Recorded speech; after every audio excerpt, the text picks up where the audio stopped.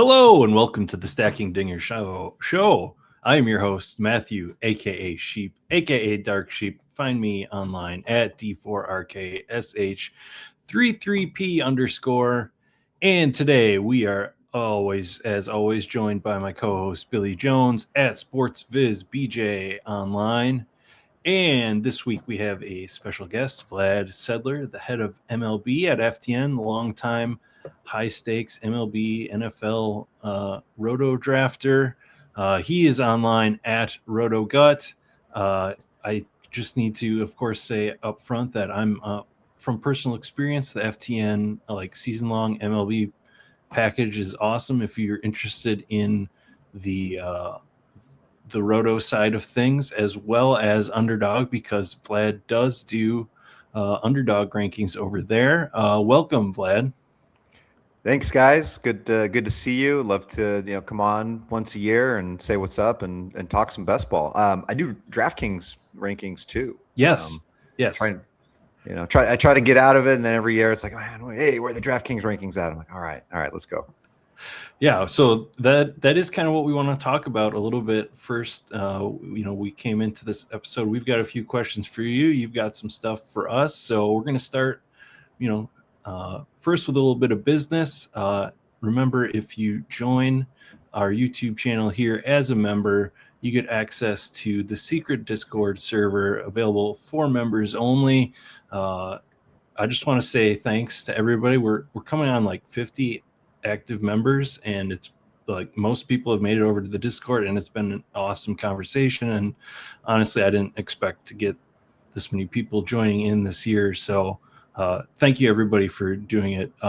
And we also have our written stuff going out on the Substack. Paul has put out an article on 3 stacks, kind of under the radar stacks he's interested in, and he'll be continuing that series as we go along, as well as his looks at ADP changes throughout the weeks. All right, business aside, let's move on to our questions for Vlad. So the first thing I've noticed, Vlad, is that you've spent more time on Twitter talking about Underdog, posting exposures, posting ADPs, just kind of exploring the conversation and starting it over there. So I feel like maybe I'm wrong, but I feel like it's more than in previous season. What has you more excited, or what's changed this year that you're maybe a little more into Underdog? The workload as far as content management, everything, roto rankings, updating everything, that hasn't changed. What's really changed a little bit for me is just some changes on the back end at FTN, where, for years I've been managing my own set of projections, which typically from November really through the beginning of January is like, it's literally becomes like a second, third full-time job, like 8 hours a day. And so the great thing is our dev and tech team is very baseball oriented, and so the FTN model that was really accurate last year, we're in season, and we had the preseason projections for that. I'm just like basically layering on the playing time onto that model as opposed to all this crazy stuff. So I'm kind of happy to be out of that and just focused on more work. And so between that, just more time to draft, right? I look back last year, I'm like, man, I only have 30 MLB best balls on Underdog. Like, how did that happen? I'm not really giving myself a chance to compete here. So I want to max something, So for the bullpen, I got 50 in, it was okay. And then now I think I'm at around 40 for the dinger, max the bunt 2, bunt 1 sold out pretty quickly. Got a few in there, but really it's just discovering the slow draft feature. Really, Mm-hmm. I knew it was always available, but I didn't really think that man, I could literally be on the clock all day long, which is it's amazing. It's stressful, but it's amazing. And then becomes a different battle with yourself of draft fatigue, trying not to click into the same players all the time, confirm and check your biases and things like that. So that's kind of the long-winded answer. Yeah, starting to do some live streams of fast drafts has where I've been doing a lot of slows has me veering off into some more different directions. So I do think there is a balance that you should probably have, because it is easy to get into the rut where you're, especially if you start like 5 drafts at the same time and they're all about in the same place and you're looking at the same players making the same decisions, you can get a little fatigued. Yeah. Yeah, and I find that. Sorry, I was gonna say I find that I struggle to manage my exposures when I'm doing slow drafts because it just happens over an extended period of time. When I do a fast draft, I do the draft, it's done, it's in my data that I can go like track it if I'm up or down. Like if you have 40 drafts going at the same time, you could accidentally draft 10 of them with the same player, and you're like, oh my gosh, that's not what I meant to do. And you're like 4 weeks down the road, and it's hard to unwind. So yeah, there's like as you balance it, you got to be intentional with how those combos and exposures work. No, that's absolutely true, because with the slow drafts, like you could be at different places, and sometimes I'm doing walking the dogs or waiting in line to pick up my kids, and you just you could be in different mindsets at different times in the day, and it's the tracking exposure that's really difficult, especially with the fact that you're not carrying spreadsheets with you everywhere, inputting everywhere you go. And so it is really hard to manage. So you have to kind of go a lot off, top of your head. Like, wait, I've been drafting an inordinate amount of Ivan Herrera, so maybe I should, lay off and draft another Cardinal like Alec Burleson here. Right. So yeah, you kind of you have the projections from the FTM system. You're massaging the playing time, which we always talk about. Using public, freely available projection systems. A lot of the times, the playing time is the questionable part of those. And then there's this next step where you turn them into underdog rankings. And so this is kind of a selfish question, because this is something we struggle here. People are always asking for our rankings every year. We kind of try to do it, and then we just kind of fall off. So, what is the process of like layering ADP and all the projections together into coming up with a set of rankings that you obviously like because you're using? Yeah, I mean, something I've been doing for years with my rankings, with all content, and mostly started with Roto and NFBC, and it's really my delta formula, which is the simple ADP minus VDP. VDP is being my ranking, and just figuring out how is this player overvalued, undervalued. And so I know in past years, I think I had really huge variances, which would mean like, if a projection for Mike Trout would usually come in, 110, 120 games as opposed to 150, which is fair, right? Because Mike Trout never really gets there. He's going to be automatically, just by the formula, way down in the rankings. And so if somebody is not in tune, or is not or someone is a new drafter, that might just be like, oh, if I'm following FTN or Vlad's rankings, I'm just not going to have any Mike Trout. And if you are volume drafting, you want to have a little bit of everyone, right? Even players that you don't necessarily want. And so, kind of I keep massaging, fine tuning a formula. It's almost like a split. It's multi-layered, but basically like a split between the projected points, which I also have an influence on with the playing time.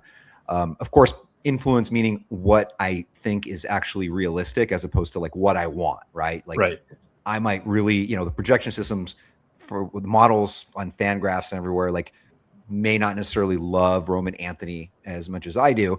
I'm not going to go there and finagle it, go in there and mess with rate stats just to get him up there artificially. It's going to be, okay, they all have like 135 games from him. He's healthy. If he's going to be healthy and fine, he's going to play 155 games. He's the leadoff man. There are a lot of plate appearances. So to me, that's something that I feel like the market has off. But that's in Roto. If you're talking about Roman Anthony, directly, he's a fair price where he's going, he's going to, middle of the third round or whatever. But to kind of sum it up, you've got to have a balance between, what underdog's ADP is and, what the projections and rankings come out to. But then I do a third layer as I go in and I manually adjust it. And this is a real pain. But every time I upload new underdog rankings onto the site once or twice a week, usually twice, I then have to go in and see where the massive outliers are, or what has changed over the last week, whose value is rising. Oh, Mackenzie Gore has jumped, a round and a half, and he's now in Texas, and a little bit of the DeGrom influence and more win potential. And the schedule got better, things like that. So all of it plays a part. Honestly, I could spend, all day just doing the underdog rankings because there's just so much work. So I appreciate what you guys do. Yeah, I find it really tough because the two things that I struggle with is the moment that I post something, it becomes stale. Like there's some piece of information that I want to layer on that person who's using the rankings needs to know, because that's what I'm doing. Because I think in reality, like a ranking should be how I'm playing it too.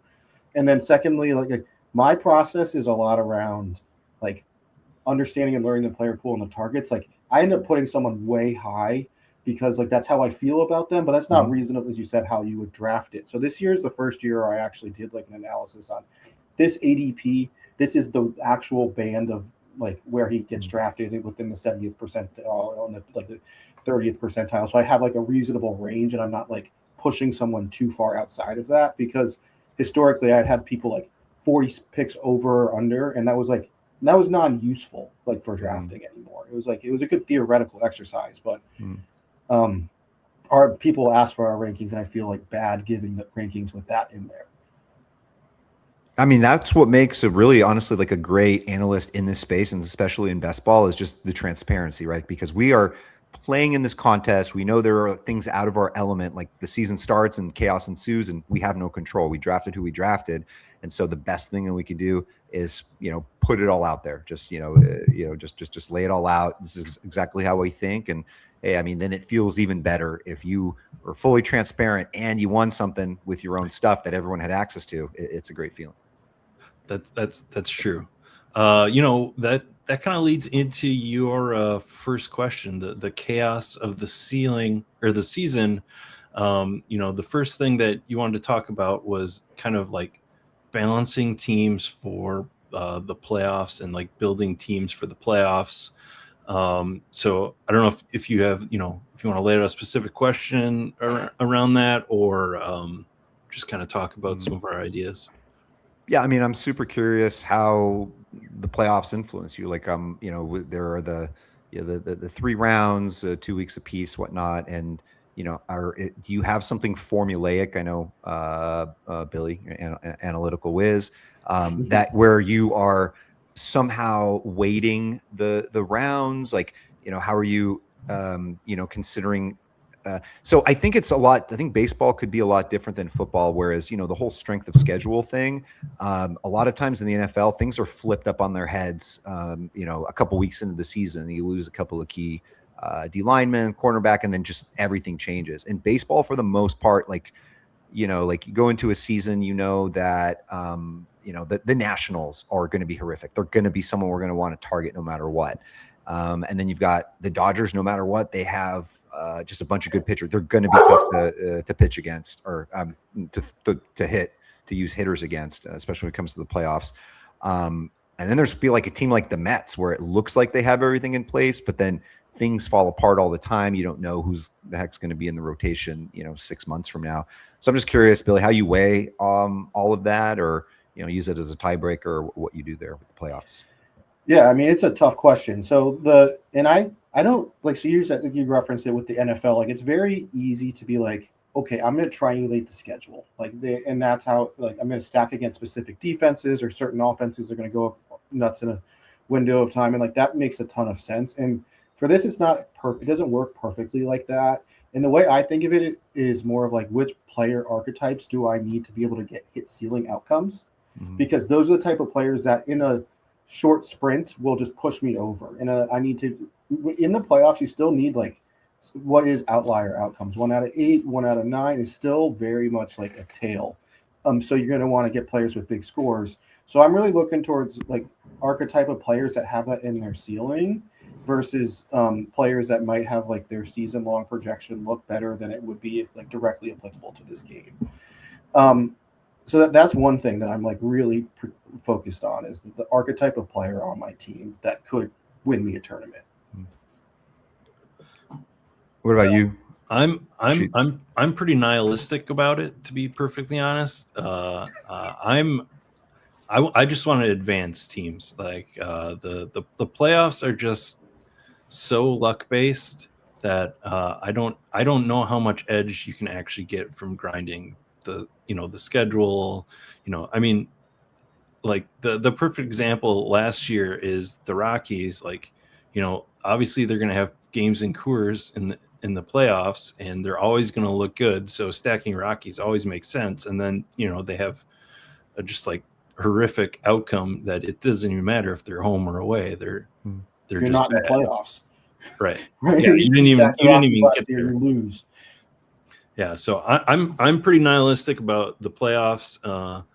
I do think people get a little bit into it too much, and then like actually like doing it, like applying it.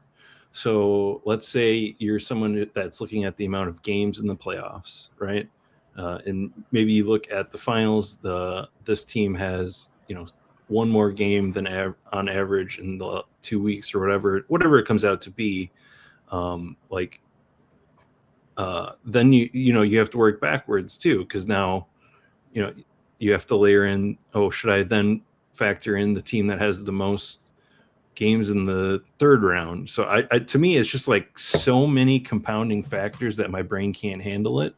So I'd rather just try to get there, and I obviously still, like Billy, build in some of the archetype of players that hit home runs, hit doubles, the extra base hits, which is what he's found to be the most correlative to underdog scoring, and just kind of make sure I have those guys on my roster, and just build stacks that I know that this team's going to have 3 or 4 guys from in the playoffs, and if they get hot that week, that's good for me. And you highlighted something there that I think is important. When we're targeting ceiling outcomes, the impact of just total games goes down.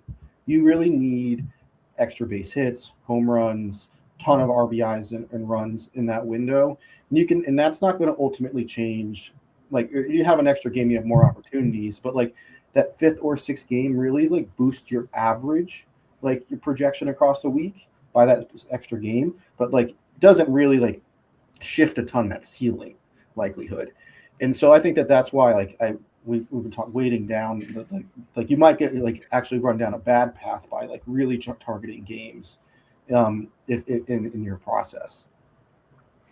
Yeah, I mean, one thing that I did last year a little bit more formulaically was basically lay out a grading, like a rating system for all the teams, like in the last like rounds 3 and 4, kind of assess them a score, and then essentially tally up and a little bit of back math there, that to come up with a where there is an extreme edge, like as a one team has an inordinate amount of like really strong matchups for their hitters against their pitchers. Like if I'm in a tiebreaker situation, I may want to go with those hitters, because if I do get there, if I get in the playoffs and I'm facing a bunch of nationals and in the Coors in Colorado, then I'm more likely to have a better score or chance. Like for example, the underdog playoffs fall in the summer, or the end of summer, like the end of August there, those last few weeks, where your teams aren't locked into the playoffs. They're not resting guys. They're still kind of going for it. And so, I'm looking at a team like the Dodgers that have, the rich get richer. It's not really fair, but like you're looking at their playoff schedule, and they're in the last 4 weeks, which is rounds 3 and 4, the finals, they're getting at Coors. They're getting Pittsburgh, St. Louis, Washington, Cincinnati, essentially the NL West. I'm sorry, the NL Central, and then the Miami Marlins. So to me, that looks like a really good schedule. Like when in doubt, hey, I'm gonna grab a Dodger there. Same thing with the Rangers. Like the Rangers really stand out to me. It's like whatever little slight edge. Maybe the Rangers have bad juju. Who knows what happens? But like it's the Nationals, the Angels. Those are bad pitching staffs. White Sox are a little improved. The Athletics, the Diamondbacks are horrific. Like that's another little edge. And then maybe where I think I might be taking it too far would be like on the opposite end would be like the Phillies. Like I'm not gonna not draft Kyle Schwarber because they have a tough schedule, or not stack Phillies, but I would maybe keep in mind my exposure, because I'm looking at their matchups at the end there. in round 4, 9 of their games are against the Atlanta Braves. The Atlanta Braves typically have pretty good pitching. 3 are against Houston, and then 3 at Seattle, which is just the danger zone. So if there's any place where their offensive production might be a little muted, it might be over that period of time. Yeah, I think that's a good highlight of where it could go, because you don't have to tell somebody to draft the Dodgers, but you also don't have to tell somebody to draft the Phillies. So that is maybe missed if you're just going off of I want to draft good teams. So yeah, that's good to know, and maybe I'm not doing enough of that, and just a simple score is probably an easy way to do it, rather than trying to layer all the stuff on top of each other together. And also something for the playoffs that is we're going to see a couple players be like egregiously owned. 2 years ago or 3 years ago, it was Aaron Judge. He was going at the turn, and and the way the turn dynamics work is like the players 10 through 14 are almost always paired with each other. So if you have the ability to like see that there's like a big tier, and you think, oh, I'm not going to lose really any projection to like move the guy across the board and pair him up, but like you don't want to do it dumbly and like move a guy who's projected for like 1,000 points ahead of a guy who's for 1,400 points. Like you're losing a lot there, but there are little ways to get like a leverage in the finals. Like Acuna was like a 45% advance rate in 2023. Like you're going to see these guys just show up in the playoffs, in the finals, and you want to have some leverage against that. That's a good point. Yeah, very good point. All right, so the next thing you've got here is it seems like you are also, following along here in the Elite SP Fade for the most part. That's been a Stacking Dinger's core value, kind of leaving out that first tier of pitchers because they have a hard time separating. Obviously, last year compared to the previous year, 2 years ago, all those guys got hurt, or a bunch of those guys got hurt or failed. So we saw pitching kind of fall down a little bit in general in ADP.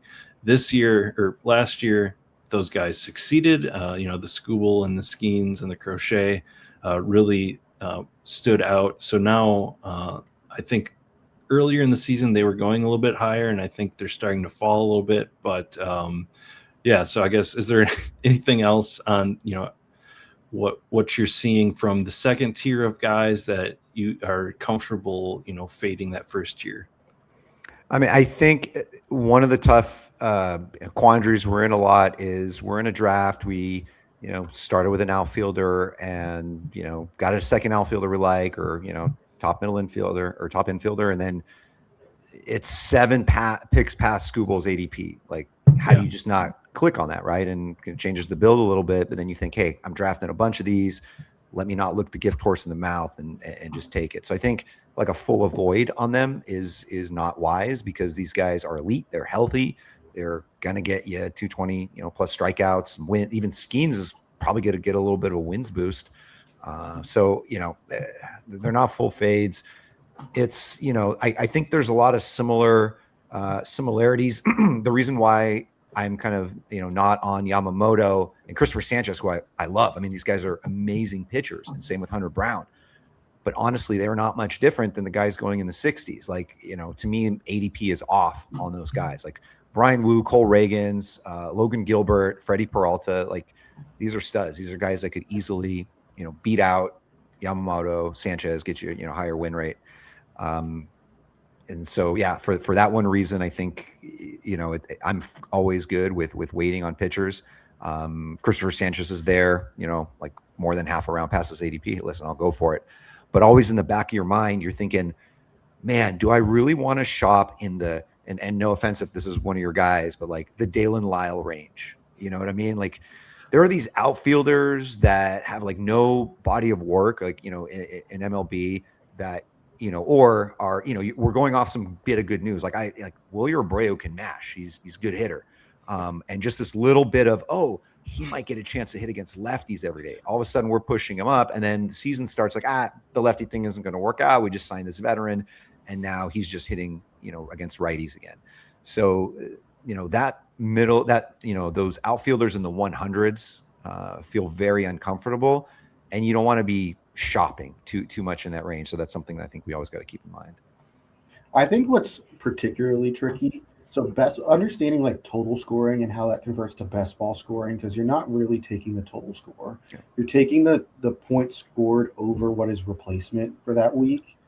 And like hitting, I think it's like not as hard to like mentally understand how that works, but pitching to understand it, like a lot of the bad starts are getting tossed out. So like that ERA number is completely nonsensical for us because we care about the good ones. We don't care about the bad ones. So like what is traditional roto rankings will never port over for pitching. Yep. Whereas like traditional roto rankings, I think are relatively close to the hitters because like it's just a good hitter is still going to be a good hitter. And there we do things weird, but like I think those principles are still the same. So I think that's what makes pitching really like odd in this game. You also something else I want to mention is like with the elite pitchers, the way I play it is I'm going to dip into some elite pitching this year, but I'm just having patience until later in the season. The pitching pool like seems to compress as players get hurt or they get buzzy in spring training.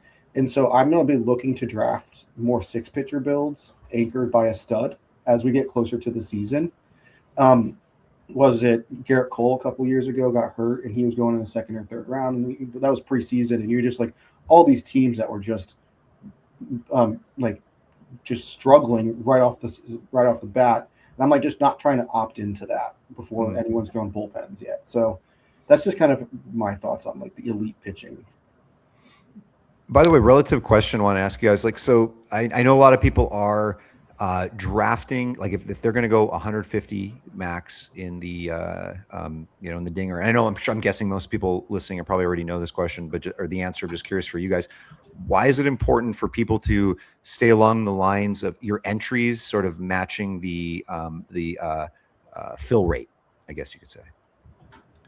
Yeah, so I guess the idea is that you're trying to get teams that get along the news cycle, like you have teams all along it. So you're drafting early. You're more targeting guys that free agents that are going to go up in ADP. You're trying to find those values, and like you're thinking about closing line value, so to speak, more so in the early draft. And for me, like every little bit of news kind of gets rid of the closing line value, and it rules out players from the pool. So really, to me, it's about taking advantage of the information that you have at different points in the season, because every day we have one small or one big piece of information. So if you're drafting all your teams close to it, like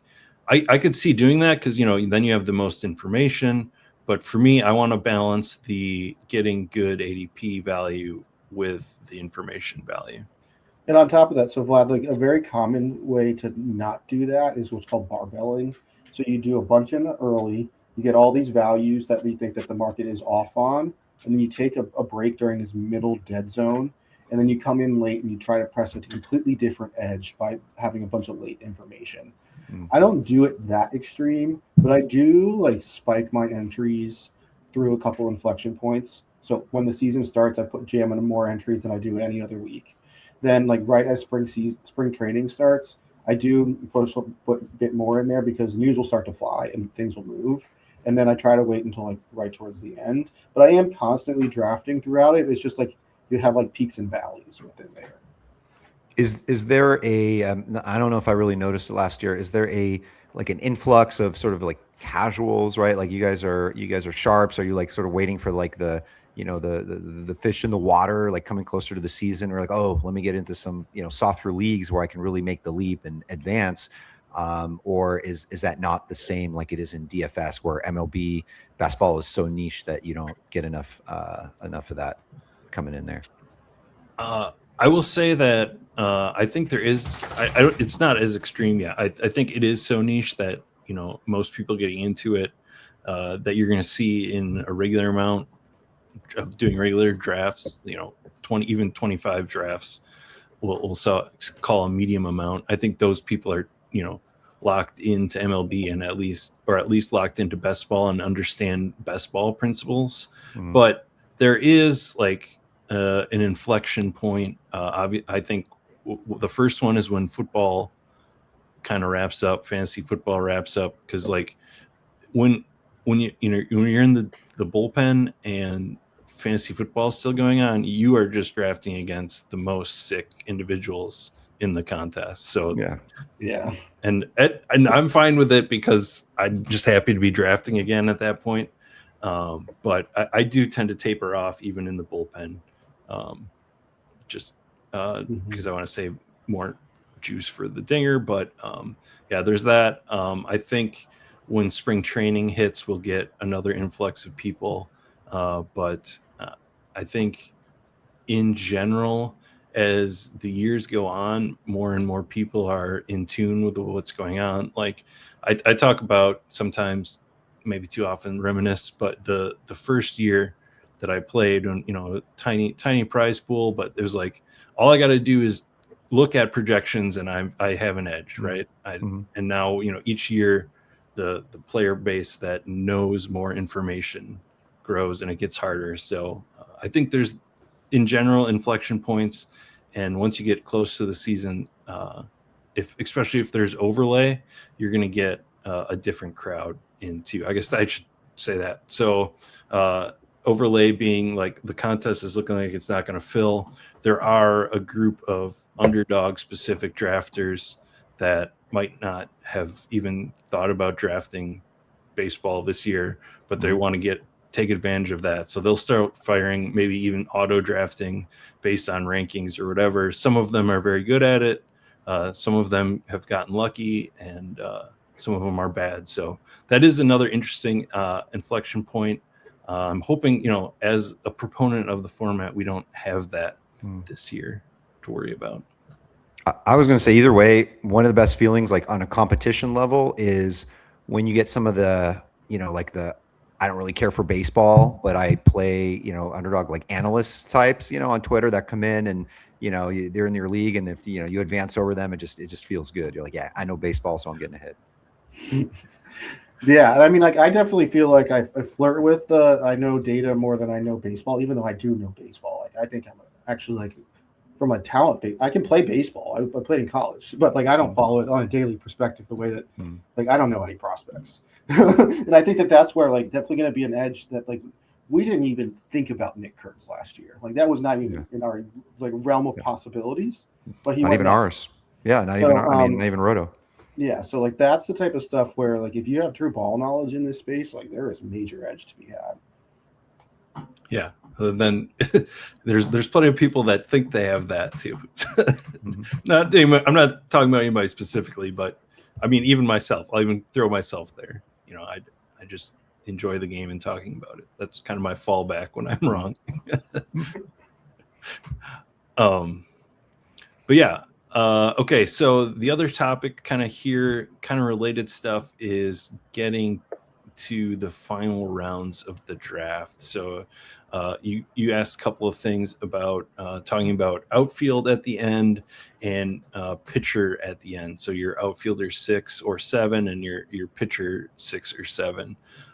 So I guess right now, something that I've been trying to emphasize to people in baseball, especially, it applies to football, baseball too, but my biggest goal at that point in the draft is to either find somebody that I think has, or I guess there's 3 things. Somebody that I still think has spike week potential, like a Max Muncy sitting there is a great example of that this year, or someone who I think has a volume potential that is not being tapped into. Quinn Priester is my, one of my favorite late round pitchers. I saw you had him there too, because I think he's got a huge volume potential.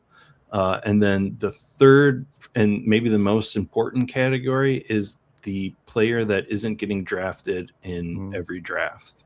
So the sort of player that is going to be 2%, 4% overall drafted, and maybe if you have 8% of them, you're going to have a huge edge if they go off. It's not that you have to go way down and find a guy that's never drafted, and maybe you want to do that too, but I always want to have one or two players that is like leveraged when it comes to finals time that isn't going to be high advanced because they weren't highly drafted.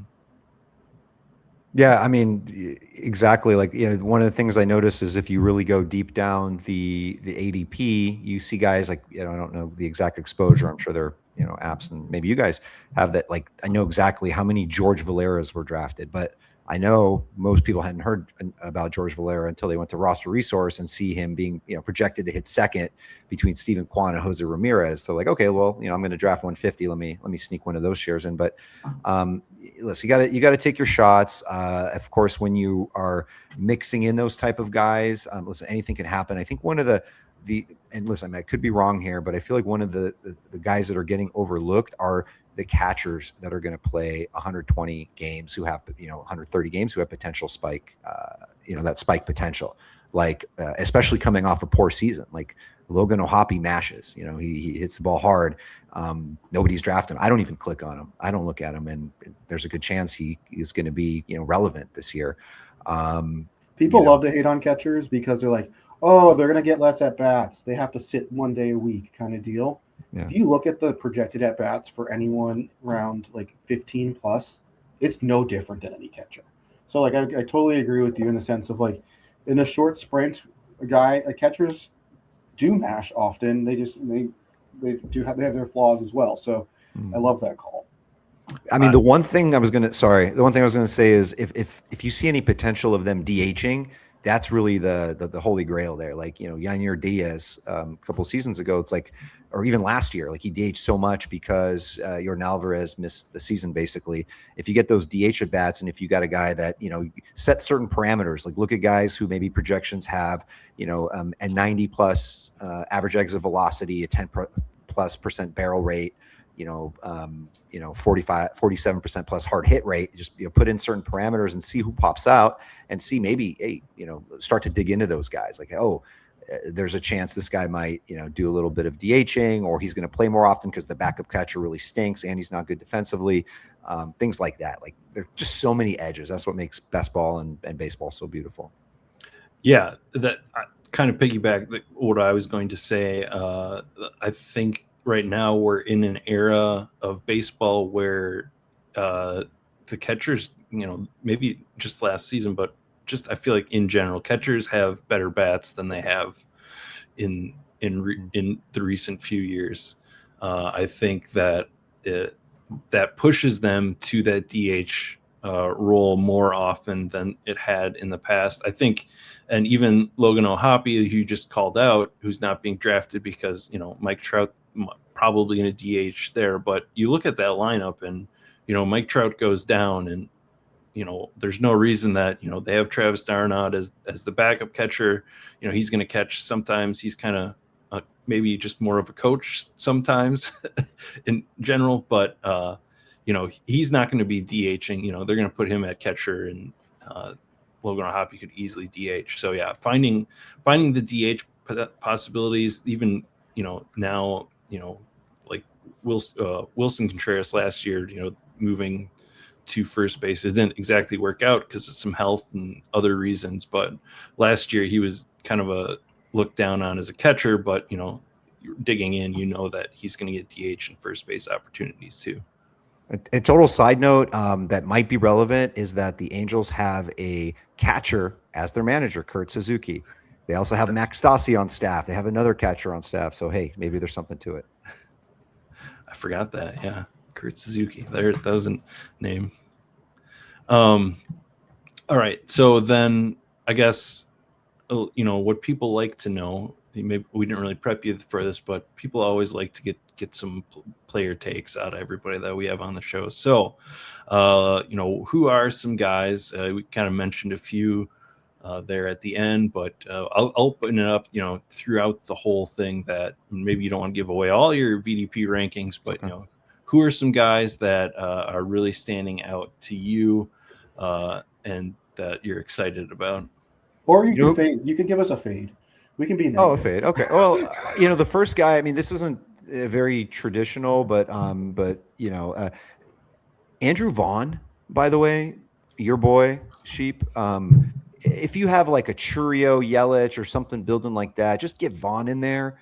The right-handed bat, the big power, huge barrel, hard hit rate last year. Like I really feel like he's meant to be a Brewer. Is going to have like a second coming in his career, and he's super underpriced in Roto, and I think he should be snapped up, and especially in Brewers build. So I kind of like him. Brendan Donovan, obviously, like I was in a draft that like, oh, perfect, he just got traded. I'm gonna scoop him up here. I mean, just fantastic there in that offense with Julio Rodriguez, Cal Raleigh, and it was like pick 170. I'm like, oh yeah, I'll wait around. I go, I'm like, wait, why isn't he in here? Somebody had just taken him in like the 160. So probably not worth going that high, but I think low 200s. Brendan Donovan is just a nice kind of nice fit there. I like to push the envelope a little bit. Like I like, to take some risk. I'm just because somebody's burned me in the past doesn't mean I'm not going to go back to them. Like if, I'm drafting a little bit of Royce Lewis, might be really dumb, but I'm doing it. Royce Lewis with, when I have Buxton and then add a Matt Wallner, who I think is a little underrated, is kind of makes a good combo. I love Yohan Herrera. And then I've been drafting your Brewers boys, those pitchers. We'll have to duel over Quinn Priester shares, but I also love Logan Henderson. So those two pitchers I like a lot. Yeah, and a lot of those guys is context and opportunity that you're talking about at the end there too. I guess any early guy, any like. Other than pitchers, anybody in the early couple rounds that you don't find yourself gravitating towards? I'm mixing it up pretty well. It might be dumb, but just the little mess up with Rafael Devers being in an outfielder. I know people have been smashing, clicking him around the turn. I haven't been doing it as much. I don't know. I mean, listen, the Giants lineup is fine. I feel like it might even be better than, I know everyone's got a strong take on everything these days, and especially Luis Arias. Like it's like you either hate him or love him. You can't just be like, hey, he's just going to be fine, good old hitter, right? Yeah. We're looking at it from a fantasy lens. Also, it's kind of the pitchers I'm not going for. James Wood, just, the team context, the streakiness. I know he's going to have some big spike weeks, but I just feel like he's just like slightly overpriced. Gunnar Henderson, I like a lot. I just think Baltimore, the Orioles are going to mash. I think, Gunnar Henderson's going to be like an MVP candidate. So I love him. And then, I'm writing my outfielder tiers article for FTN. It's like I'm on like day 4 here. But just thinking back to when I was doing the first round, I didn't realize how much I actually appreciated Jackson Churio, because he's kind of like I think it's the same in Underdog. He's kind of like the untalked about, like, okay, I'll take him.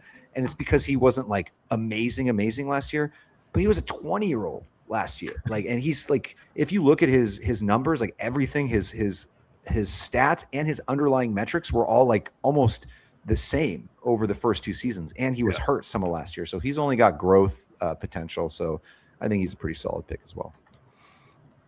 Okay. All right. Well, there you go. There's, some of Vlad's gut calls, at RotoGut, where you find him online. That's kind of his history. Obviously, if you want to support him over at the FTN, you're interested in seeing his rankings and using that, and maybe dabbling in some other season-long Roto. I think it's a great value. But yeah, that's our show for the week. Thank you, Vlad. We appreciate you coming on here once a year to hang out and, if I'm being honest, helping spread the message to the Roto crowd. We appreciate that and have appreciated your support of our show and the work we do too. Of course, I'd love to come on again. I think you guys are 2 people that I go to for questions. Like I have questions. Like you guys are my guys. You've been in the space, super knowledgeable, and you have like a good sort of balance, right? Like you kind of bring both a little bit to the table, the yin and yang. So that force is strong. So keep that strong a lot. Keep that alive, boys. Well, you can figure out who's the yin and who's the yang. I don't know what that means, but one of us is. All right. So everybody, next week we roll into our position shows. We're going to be going to 2 shows a week. So we're going to be in it. Spring training's almost here. So we're going to be ramping up to match all of that. So for Vlad and Billy and myself, thank you for watching. And yeah, let's go fill the dinger this year.